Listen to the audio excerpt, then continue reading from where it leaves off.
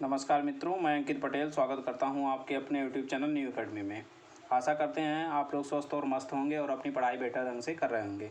मित्रों, जैसा कि हम लोग अनेक शब्दों के लिए एक शब्द के अंतर्गत जो है अध्ययन कर रहे हैं, ये उस सीरीज का 5वां और लास्ट वीडियो है।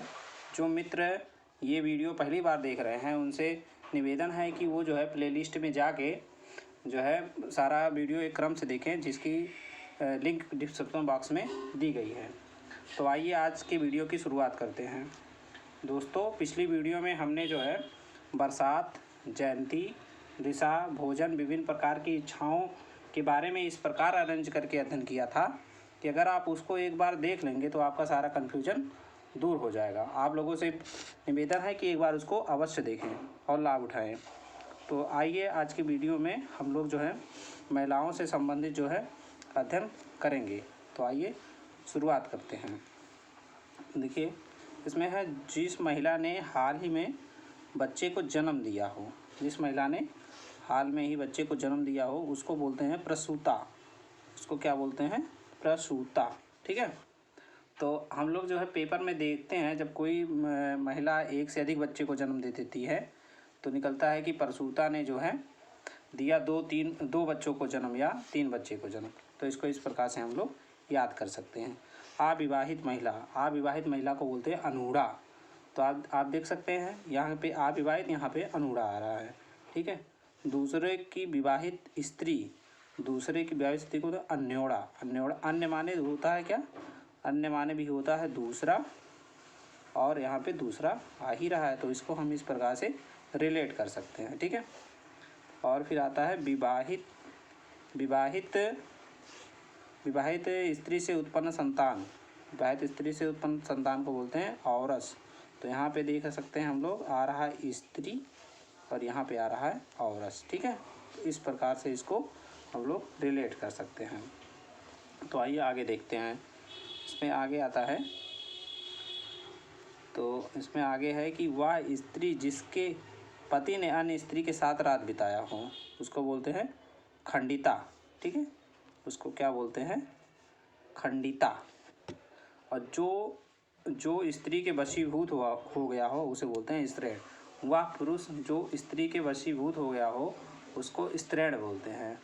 ठीक है। और गांव में बोलते हैं कि वो जो है अपने औरत के इशारों पे काम करते हैं। ठीक है।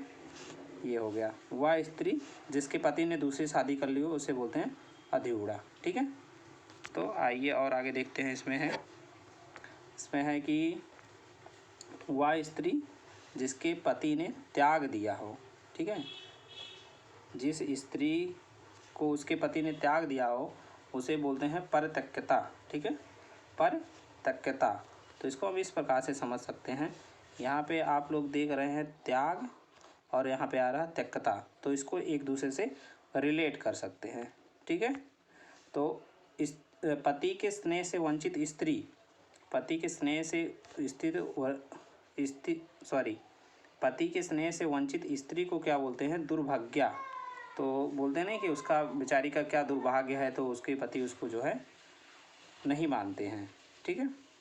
तो इसके इस प्रकार से देख सकते हैं। वह पुरुष जिसकी पत्नी साथ ना हो उसको बोलते हैं विपत्नीक। यहाँ पे हम लोग देख रहे हैं कि यहाँ पे आ रहा विपत्नीक यानी पत्नी के बिना। वह पुरुष जिसकी पत्नी साथ ना हो अर्थात वो पत्नी के बिना है। ठीक है। तो आगे देखते हैं। आगे इसमें है 12 से 16 साल की कन्या। 12 से 16 साल की कन्या को बोलते हैं किशोरी और 16 साल की महिला को बोलते हैं षोडशी। ठीक है। तो यहाँ पे ध्यान देने की बात है, अगर 12 से 16 साल की कन्या पूछेगा, ठीक है, 12 से 16 तो बोल देंगे किशोरी।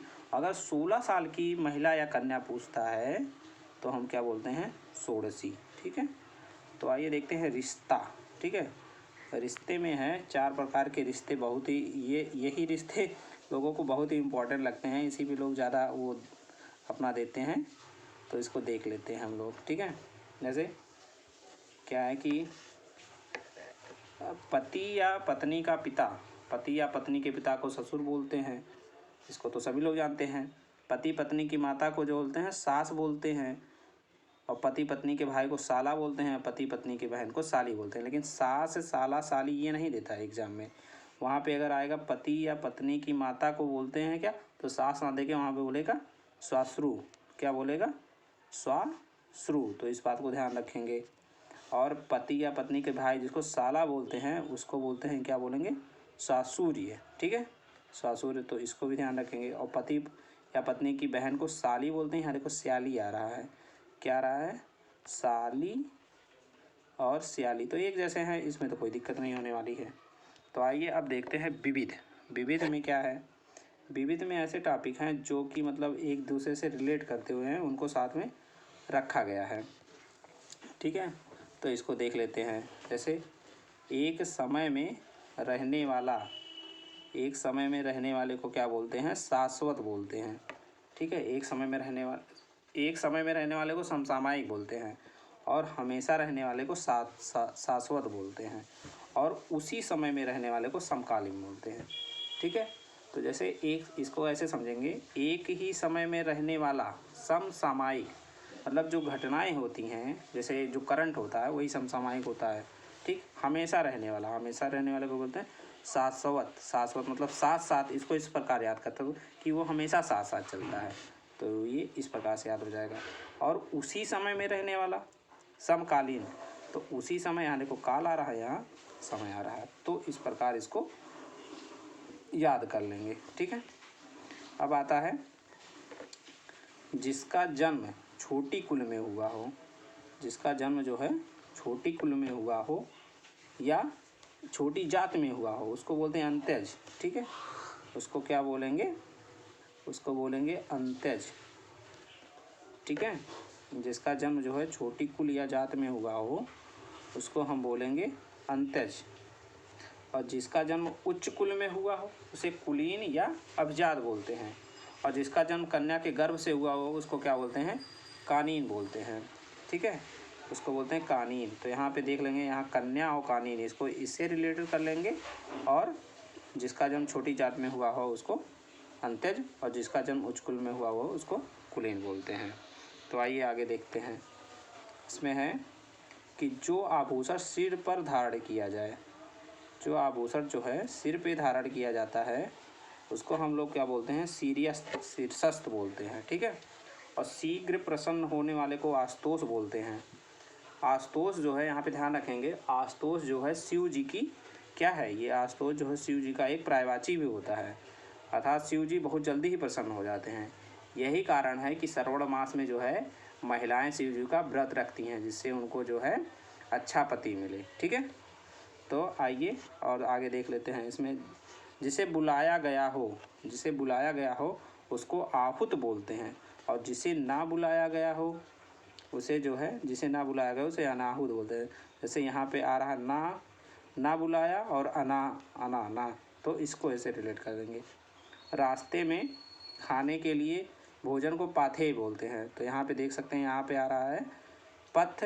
ठीक है, पथ, और यहाँ पे आ रहा रास्ता, तो इसको इस प्रकार से रिलेट कर लेंगे। ठीक है, और आगे देखते हैं। इसमें क्या है?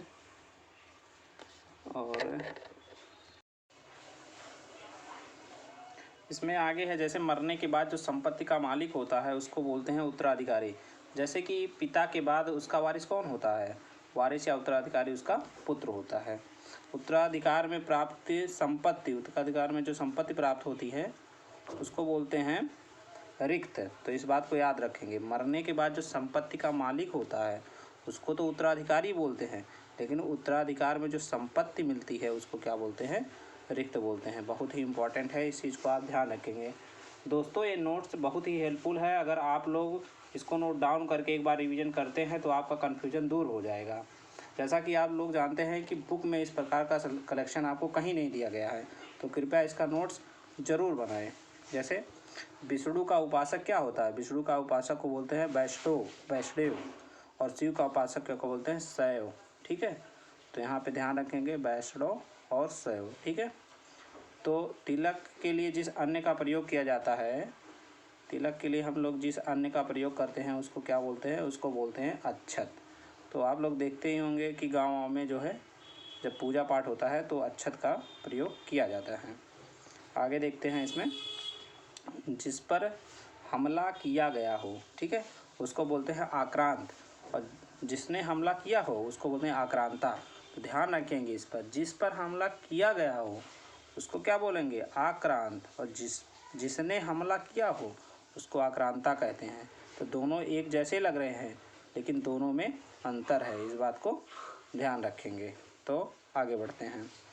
आगे है, जो ढका हुआ ना हो, जो ढका हुआ ना हो उसको बोलते हैं अनावृत, ठीक है, जो ढका हुआ ना हो उसे बोलते हैं अनावृत, और जो दोहराया ना गया हो उसको बोलते हैं आवृत, ठीक है। तो दोनों को देखते हैं एक बार में। जो ढका ना गया हो उसे अनावृत बोलते हैं। जैसे आवृत मीन्स क्या होता है, आवृत मतलब होता है ढका हुआ, ठीक है, और जो दोहराया ना गया हो उसे अनावर्त बोलते हैं। अनावर्त को हम लोग इस प्रकार से समझते हैं, जो साइंस में एक होता है आवर्ती गति, साइंस में होता है आवर्ती गति।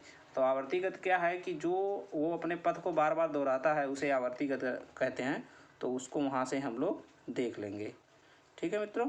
तो आइए आगे देखते हैं। जिसकी आगे मगर जैसी हो उसको बोलते हैं मकराक्ष, ठीक, और जिस स्त्री के आगे मीन जैसी हो उसको बोलते हैं मीनाक्षी, ठीक है। आगे इसमें है, आगे है कि इंद्र को जीतने वाला, इंद्र को जीतने वाले को बोलते हैं इंद्रजीत, ठीक है। इंद्र मतलब इंद्र देवता को जीतने वाले को इंद्रजीत बोलते हैं। और इंद्रियां, हमारे जो पांचों ज्ञानेंद्रियां होती है, जो उनको जीत लेता है उनको जितेंद्र बोलते हैं। ये दोनों जो हैं बहुत ही कन्फ्यूजन करते हैं और परीक्षा में हर बार आते हैं और दोनों विकल्प दिया रहता है। तो इस बात को ध्यान रखिएगा।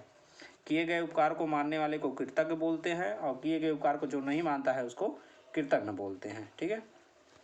आगे इसमें है, आगे है कि नाटक का पर्दा, नाटक के पर्दे को बोलते हैं, क्या बोलते हैं, यौनिका, ठीक है। नाटक के पर्दे को बोलते हैं यौनिका, और नाटक का पर्दे गिनने को बोलते हैं पटाक्षेप, या इसको बोलते हैं यौनिका पतन, ठीक है। और रंगमंच का पर्दा, रंगमंच के पर्दे के पीछे के स्थान को बोलते हैं जो है नेपथ्य। तो मित्रों, आज का वीडियो यहीं तक था। फ्रेंड्स, जैसा कि आप लोग जानते हैं, अनेक शब्दों के लिए एक शब्द टॉपिक के अंतर्गत हम इस सीरीज में कुल 5 वीडियो आए हैं। तो ये पूरी सीरीज आपको कैसा लगा आप ज़रूर कमेंट बॉक्स में बताइएगा, और हमें जो है आपके कमेंट का इंतज़ार रहेगा। और एक चीज़ आप लोग और करिएगा कि किसी ऑथेंटिक बुक से जो है इस टॉपिक को पूरा डिटेल में अध्ययन करिएगा, और ये जो वीडियो है तो आपको बहुत ही हेल्पफुल करेंगे, ठीक है। तो मित्रों, कल से हम जो है एक नया टॉपिक का स्टार्ट करेंगे। तब तक के लिए bye bye, thanks for watching, please like share and subscribe. जय हिंद, जय भारत, वंदे मातरम।